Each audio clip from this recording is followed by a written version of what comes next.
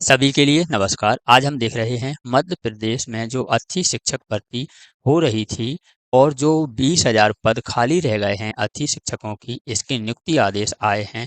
अच्छी शिक्षकों की काउंसलिंग प्रक्रिया शुरू हो गई है।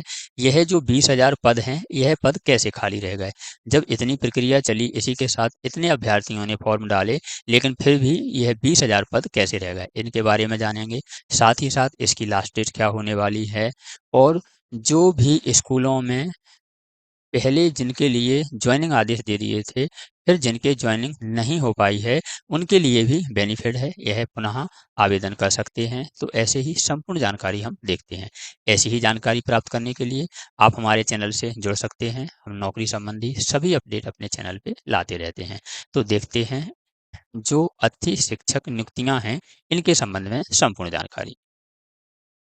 इसी के साथ लोक शिक्षण संचालनालय ने आदेश जारी किया था, जिसका विषय था शैक्षणिक सत्र 2025-26 में विद्यालयों में रिक्त पदों के विरुद्ध अच्छी शिक्षक आमंत्रित हेतु रिक्तियों के अपडेशन के संबंध में।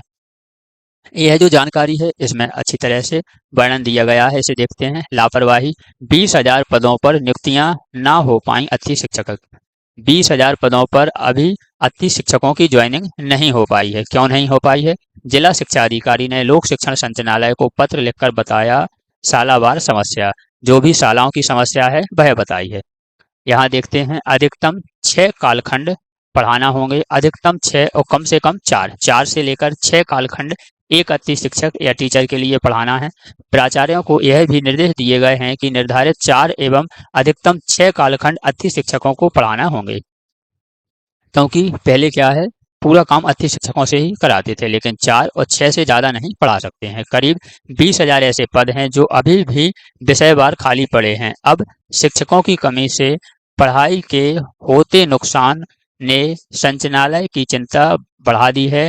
डीपीआई ने फिर से अच्छी शिक्षकों की नियुक्ति के लिए आदेश के लिए आवेदन भरवाएंगे। 31 से 1 अगस्त तक यह प्रक्रिया संपन्न कराई गई थी। पहले जो प्रक्रिया थी वह संपन्न कराई गई थी, ताकि विद्यालयों में विषयवार शिक्षकों की पूरा किया जा सके। संचालनालय का कहना है कि इस पूरे कार्य का बिंदुवार निगरानी भी की जा रही है। अब यह जो पद हैं, क्यों खाली रह गए थे, यहाँ देखते हैं।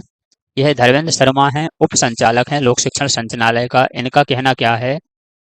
हमने प्राचार्य से खाली पदों की गणना मांगी थी। कई शिक्षक रिटायर हो जाते हैं, स्थानांतरण हो जाते हैं या अवकाश पर चले जाते हैं, जिसके कारण जो खाली पद हैं उनकी जानकारी नहीं आ पाती है।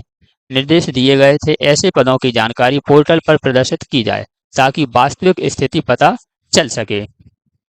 जो यह 20,000 अच्छी शिक्षक रह गए हैं, पद खाली रह गए हैं, यह क्यों रह गए हैं?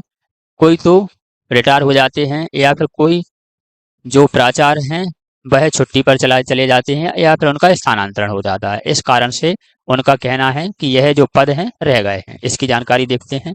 जुलाई का पूरा माह निकल गया है, लेकिन प्रदेशों में स्कूलों में विषयवार शिक्षकों की भरपाई नहीं हो पाई है। संकुल प्राचार्य की लापरवाही से पोर्टल में संकुल प्राचार्य की लापरवाही एवं पोर्टल में त्रुटि के कारण इस प्रकार की हालत निर्मित हुए हैं। अब इसके इनसे एक बार फिर वास्तविक पदों की गणना मांगी गई है। संचालनालय ने इस संबंध में भी ऐसी सभी डीईओ और विकासखंड शिक्षा अधिकारियों के अलावा संकुल प्राचार्य को पत्र लिखा है।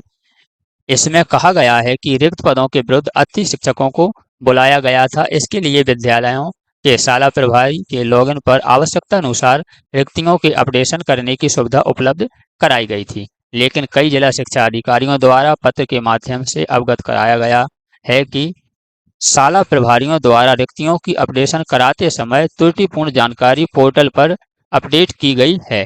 इस कारण उन्हें विद्यालयों में अच्छी शिक्षकों के आमंत्रण में कठिनाई का सामना करना पड़ रहा है। इनका कहना है कि जो पोर्टल है उसकी त्रुटि के कारण ऐसा हुआ है। कहीं कहीं तो जहां वैकेंसी नहीं आ रही हैं, वहां वैकेंसी दिखा दी है, जिसके कारण अच्छे शिक्षक परेशान हो रहे हैं, और जिस विद्यालय में वैकेंसी दिखानी थी उसमें नहीं दिखाई हैं।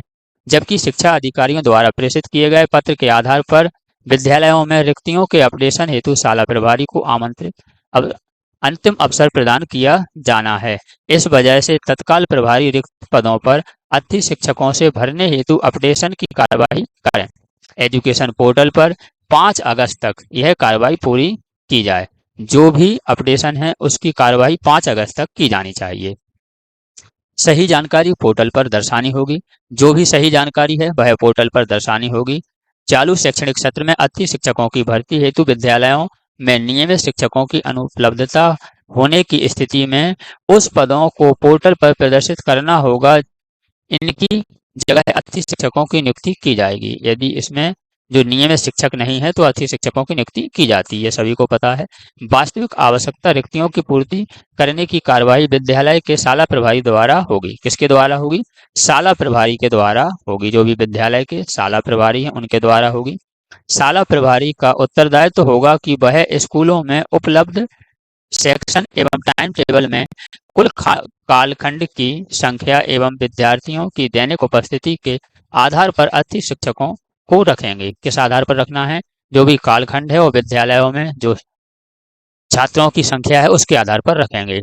इसी के साथ साथ पहले क्या है कि 40 छात्रों पर एक शिक्षक लिया जाता था, लेकिन जो नया अपडेट आया था उसमें 30 छात्रों पर एक शिक्षक रखना था। इसके कारण भी अतिथि शिक्षकों की जो पद में है वृद्धि हुई है। साथ ही साथ जो पोर्टल की त्रुटि के कारण जो वैकेंसी जो पद पोर्टल पर शो नहीं हो पा रहे थे उनके कारण भी 20,000 जो अतिथि शिक्षक हैं उनके रिक्त पद रह गए हैं।